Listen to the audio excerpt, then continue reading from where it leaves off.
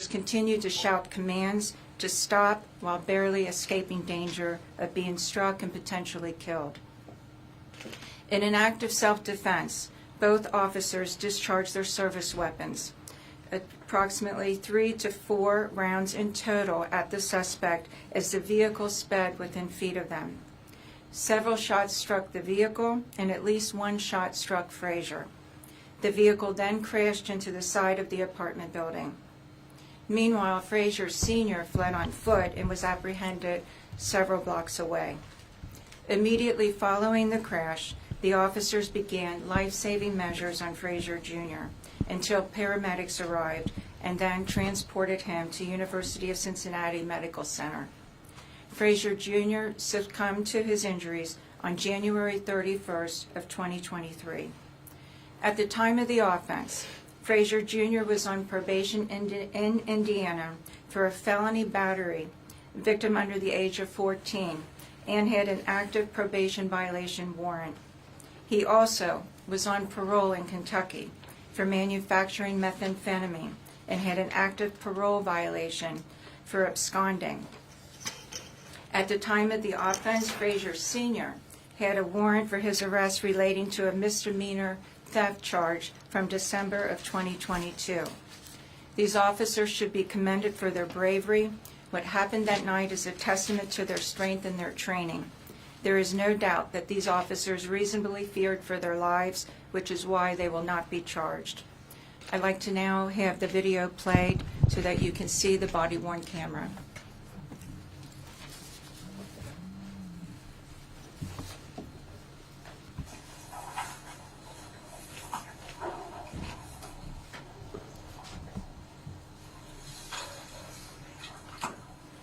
Which one was it? You said 320 now? Absolutely not. 79, third.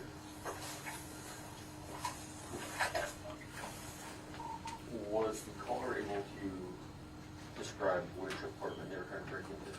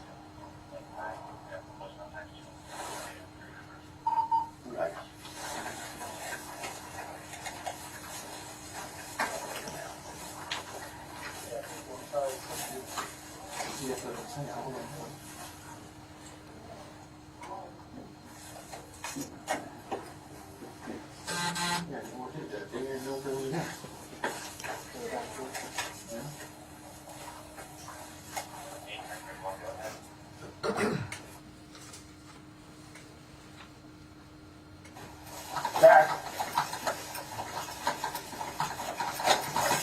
Hey, stop!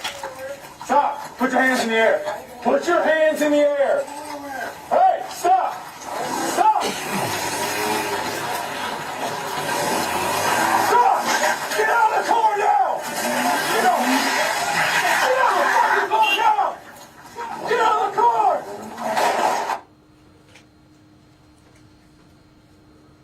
We got a vehicle taken off, showing van, one at gunpoint. Stop! Towards more cars. Put it back up! Put it back up! What? Stop! Stop fire! Hey, back up! Back up! Back up! Back up! Back up! Back up! Quiet! Bail! I need more cars.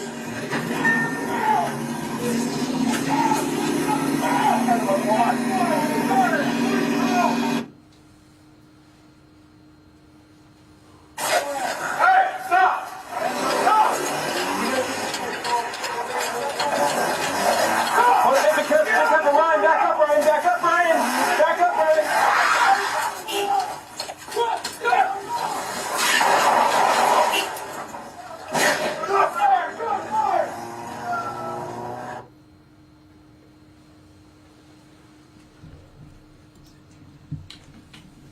Do you guys want us to play that part again? Just the shooting part? Are you good? I got it. Okay. All right, at this time, are there any questions? Has the family seen this video? Have they seen it? The video was released to their attorneys. Mr. Ehrenstein, who's in the room, received it shortly before the press conference began. So they'll have the videos in total. They were informed of the decision that charges were not going to be filed in the case as The well. decision was not provided to them in advance. So they're learning right now that charges. That's correct. Yeah, can you talk us through this just a little bit about what we're seeing, because it's a little hard when you see three different angles and it's a little hard to tell. Can you give us some specifics on where the officers were in the most danger? Sure. So, first of all, it's dark. It's a very confined space. When I went to the scene, you'll see how confined that is. It's almost like a funnel coming out the adjacent driveway to the apartment building that's next to the building that they were concerned about. The officer, you see one of the officers in front of the car when the car is backed up into the tree line. He's ordering him to get out of the car, to stop the vehicle, get out of the car. He's able to, as it accelerates forward, get out of the way. There's room there for him to move. The other officers start going to the other direction of the building next door. And at that point, the car's coming straight at one of the officers. He's able to get off to one side of the driveway. The third officer is on the inside of that driveway with the wall of the building that he eventually crashes into on the other side. The vehicle was speeding directly at both of them at one point, and then shots were fired as the vehicle was coming in close. And I think it's on the sheriff's video where they slowed it down. I don't know if we still have that, if we have that available. We don't. Okay. The headlights of the one officer that is running has those headlights coming straight at him on the body-worn camera, so you can see that it's coming in his direction. Whether he was driving and intentionally to run the officers over, or whether he was trying to flee, we will never know that answer for sure. But what we do know is that the officers' lives were threatened, and they felt in danger.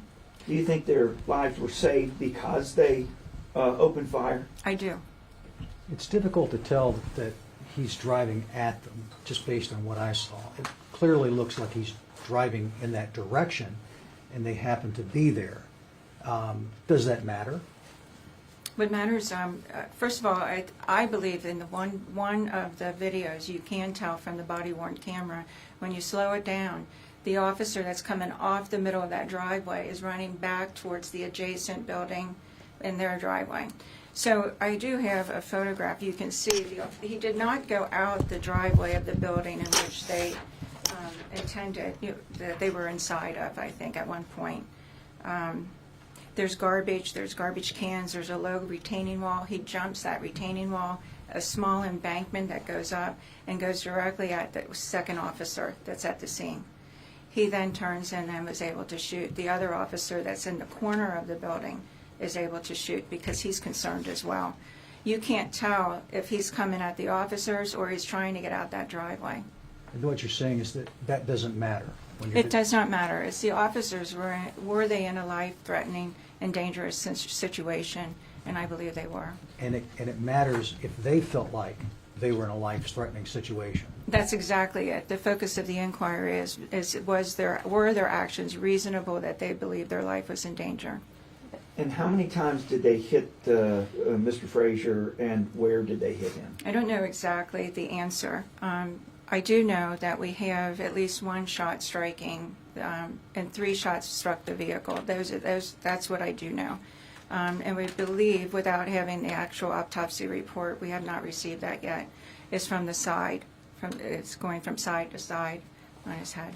Because the family members had said he was shot in the back of the head. Is there any evidence of that? Not that I'm aware of.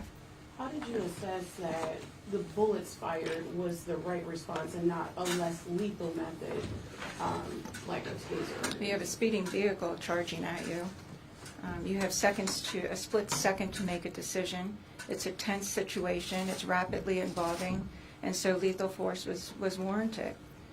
That vehicle could have, if it ran over the officers, caused their death. So lethal force was appropriately used here. Now, talking about Frasure Sr., the father, is he charged with anything? Were they in the wrong for being there? The investigation regarding Frasure Sr. has not been completed. My focus of the inquiry is really on the shooting and the officers' actions. Understood. Where was the vehicle when the officers fired their shots? Was the vehicle in front of them, coming No. toward them? Was it on the side? Had it just passed them? Can you talk about that? The vehicle is definitely coming towards them, directly towards them. And specifically, one officer was the closest in danger, absolutely. Is that an officer who fired the shots? Again, I can't answer. I don't have that information. They were authorized to be there. It was their grandmother's house, but the officers didn't know that. Can you go through that situation of how the officers did not know? Well, there was a neighbor that called for help because they believed that vacant building, somebody was burglarizing the building. It's my understanding also that no one had permission to be in that building. The Board of Health in Wyoming, the city of Wyoming, had prevented anyone to be even residing in that building. So we don't really know the real purpose why anyone was inside that building. It could have been if they were squatting, were they moving things? We have no idea. So you said not residing in it, but could they go into that building and get stuff out? During the daytime only. They were permitted during the daytime only, not in the evening. There were other occupants inside the apartment, that's my understanding. It was a sister, 2 children, and her boyfriend. And it's also my understanding they have no idea why Frasure Jr. came to the building at all, in one of the statements by the witnesses. The Frasers weren't armed, or were they? There were no weapons found or recovered. Do we know what are we going to learn about the officers, or will you be identifying them? Is there any implications for them? Do they just take a certain amount of time off? Do they get counseling? What happens? Well, definitely, they've been through a traumatic event, and typically it's my understanding that the officers have some type of counseling, and that, did you want to make any comment regarding that? I'm Chief Brooke Brady with the Wyoming Police Department. In regards to your question, yes, the officers will be receiving counseling. They are currently on paid administrative leave until some of those steps occur. How many officers total? There were 3 involved at the scene. How many fired shots? At this time, I would defer that to the Hamilton County Sheriff's Office. They were the one doing the investigation, and that will be released. Always a traumatic experience when something like this happens. You want to talk about the officers' frame of mind and how they're doing? For the current circumstances, they are doing the best they can be. They were put in a very dangerous situation, and I think they acted appropriately under those circumstances. Chief, when's the last time a Wyoming police officer fired a weapon at someone? It has been decades. I would have to go back and get that record for you at a later time because I don't know off the top of my head. Decades, you said, though. Correct. Thank you very much, everyone. Is there a policy to stop the car at all costs kind of thing, or and that, I mean, why not back away and As you can see from the video, our officers made every attempt to back away. They are in a very confined space. It's hard to see on the video, but they are between 2 apartment buildings, and Mr. Frasure drove up an embankment at an erratic rate towards the officers. They had little area that they could move to. So I am strongly confident that they did everything they could and acted appropriately given the circumstances. The officers' weapons were already drawn. It's a little hard to tell in the dark, but they had their weapons already drawn when they were at this situation. That's correct. And that's something that would be typically You what they have- may do if they're going to a burglary. Absolutely. I mean, you have a dangerous situation, it's dark, you've got two unknown individuals, you have no idea why they are there. They don't comply with commands. In fact, they are taking actions to put other people in danger, themselves or the officers in danger. So absolutely, having the weapons drawn. And they were even concerned even after the vehicle crash, whether or not the suspect was waiting for them to approach to be able to use weapons. They have no idea. That's the whole point of giving commands about showing your hands. Is there a message to the Frasure family who were not involved in this? Well, anytime there's a tragic loss of life, there's great sorrow, and I'm sure that their family is grieving. So obviously our thoughts are with them. They've lost a loved one. But this was a situation that easily could have been avoided. All they had to do was stop, comply, and explain. I'm here. This is my grandmother's apartment. We're here to help my sister, whatever it may be. But the officers that night, when they made those decisions in that situation, did not know any of that information. And they did not know who those two individuals were, and they did not know whether or not they were armed or dangerous. But by that behavior of Frasure Jr., he clearly was dangerous and put those officers' lives in danger. Thank you. Mrs. Powers, quick question. Why did the prosecutor's office decide to not prosecute Joe Mixon? That's a city case, so I had no involvement with that. And unfortunately, I haven't really followed the news on it, other than seeing the headline that the city is dismissing the charge. That's all I know. You all have not communicated at all with the city about the case? No, it's not my jurisdiction. It's a city misdemeanor, so the city prosecutor's office would handle that and make that decision. And I don't know the details involved.